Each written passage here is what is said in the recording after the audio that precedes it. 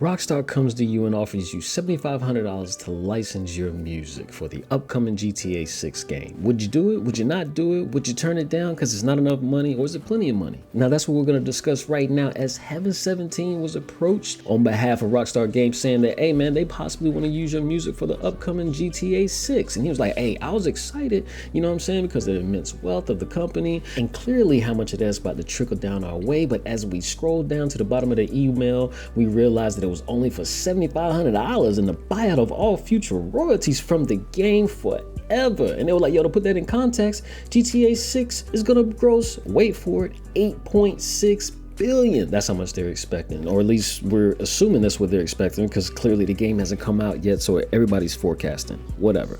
Now for me, this is a two-part sided question that you kind of got to attack from both angles if you're just going to be fair, right? So let's think about it logically, and we can use his own tweet. On one hand, Rockstar's like, yo, think about the exposure. On his side, he's like, yo, 8.6 billion, go bleep yourself. Rockstar's like, yo, even if they pay $7,500 for the 400 plus songs, somebody did the quick math for us, that is $3.3 million that you've budgeted just for music on the game alone. But from their side, I could see them going, hey man, your current budget for GTA 6 is $2 billion, and the last time you sold GTA 5, you only budgeted $265 million that netted you $1 billion in 3 days. The first 3 days at that. So to put that in perspective, the brand new EA college sports football game that just came out a few months ago, it netted $500 million and it took 2 weeks. Many moons ago, Rockstar did it in just 3 days. That's crazy. Now speaking of many moons ago, we do have to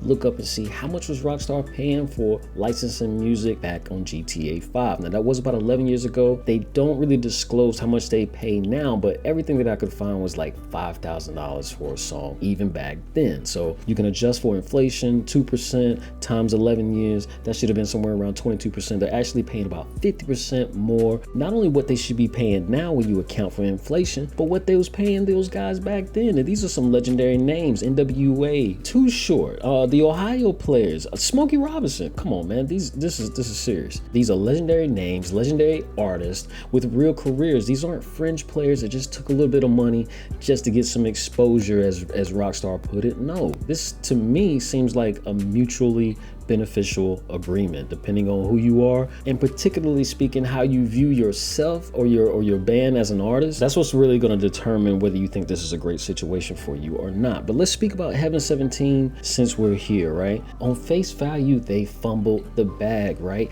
Any older artist or rock group or group band, don't matter, you have an opportunity to get on a game like GTA 6, the exposure that you're going to get to a brand new generation of people who almost for certain would have never heard of you before is absolutely insane. So you got to take that opportunity, whether it's the Ice Cubes, the Bone Thugs and Harmonies of the world, the Aaron Neville, the Delphonics, or Def Leppard, on over to Foreigner. Come on, bro. Most of these acts are 30 plus years old. I just met a kid on the game that's 6. So I just think it's an opportunity that you can't afford to miss as an artist. Now, for Heaven 17, I think they're in a different situation because they were first to the party and kind of made a big deal about it.